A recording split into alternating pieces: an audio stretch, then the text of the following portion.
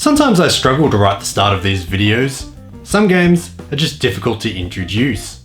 How does one ease into an explanation about a game where you control a planet to move blobs or multiple blobs with faces across the screen? I don't really know. But I guess the overall answer I have is Japan.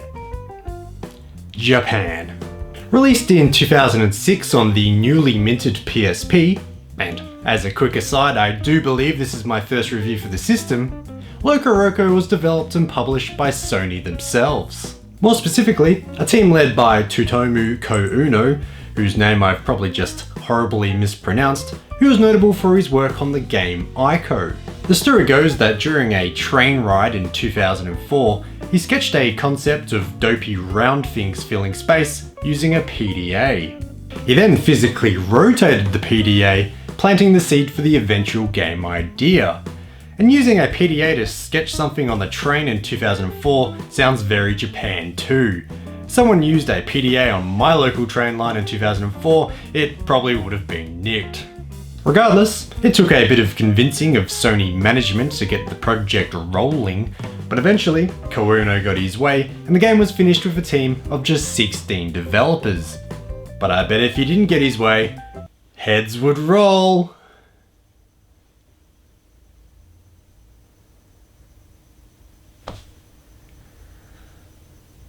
You'll get that joke in a second if you haven't played the game before. The heads rolling joke was awful and I apologise, please do not unsubscribe. I said it because in LocoRoco, heads do roll, but not because a Japanese PDA welding developer didn't get his way.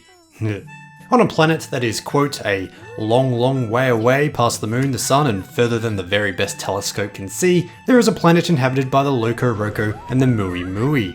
The LocoRoco spend their days creating vegetation, singing, playing, and generally making the unnamed planet a pleasant place to be. Not sure what the Mui do on all this, they're usually fast asleep. The status quo holds until the Muja troop arrive, who are bad. Not sure why. They do hit the locos if they get close enough, however.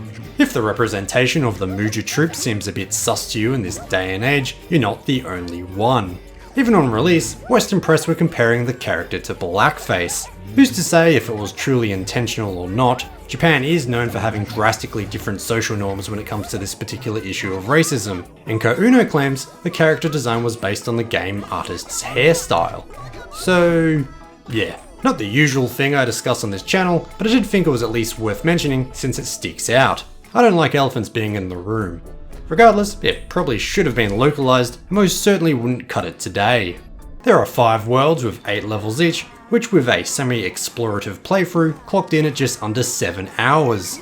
The levels themselves are linear, and can, for the most part, only be played in a very literal linear direction.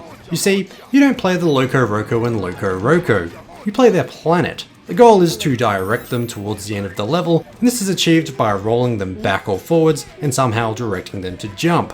Kind of like an old rollerball game. I can't imagine there are many platformers that literally let you control a planet, so it's a nice twist. While rotating the world with the back triggers is the main control method, there are aspects of the world to help the little guys get around.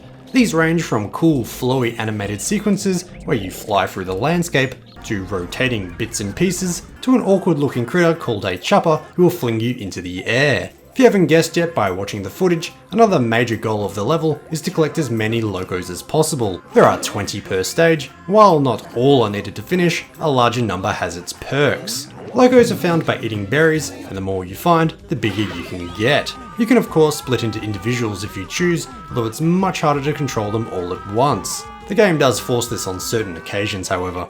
So, what is the advantage of more? Well, for one, it is a bit easier to rotate a larger mass, even though it can't jump higher no matter how big it gets. The higher number does allow certain other perks, however, as other weirdly shaped and single colour toned characters will give up goodies if you're big enough. Back to the Muja troop. In their various incarnations throughout the levels, they all try and eat the happy-go-lucky locos. While they don't have any projectiles per se, unlike you, can fly through space at will. Your options of defense are either avoiding them entirely, which may mean you miss out on entire portions of the level, or headbutting them at just the right moment to end their existence. All is not lost if they do bite a chunk out of you, however, as the game gives you a chance to recoup your loss. If one of the flying guys takes a bite, you have a limited amount of time to headbutt them to retrieve your half-digested friend. Since the enemy immediately flies in an upwards direction as soon as it gets what it wants though, your chances of actually hitting it are slim. It's a bit easier if you accidentally land on a stationary baddie, as husks of the lost locos will roll around briefly as well. If you're quick enough, you can roll into and reclaim them, but since they're rolling in the same direction as you, there's not much chance of catching up to them unless they roll into a wall. Also, as a heads up, if you separate the loco when they get left behind, they'll get eaten. They don't fare well by themselves. There are a plethora of hidden areas spread around. These are easy to miss, and most times there isn't a way of going back through a level, so it is fortunate you can replay levels whenever you wish, granting decent replayability. These hidden parts are mostly behind invisible walls, giving a good incentive to explore since the levels are not timed. However, these can also be found by dexterous platforming and singing to those before mentioned critters if you're enough of a loco conglomerate. So, what does discovering a hidden area achieve?